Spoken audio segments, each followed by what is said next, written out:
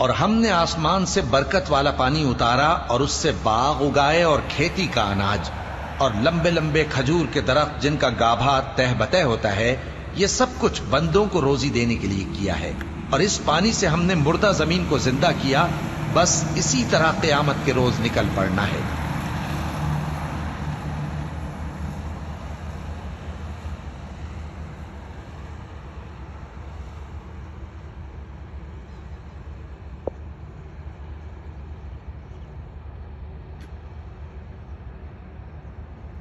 Original video बना के ਇਹਨੂੰ ਐਡਿਟ ਜਿਹੜਾ ਨਾ ਕੈਪ ਕੱਟ ਕੇ ਇਫੈਕਟ ਲਾਣੇ ਜੀ।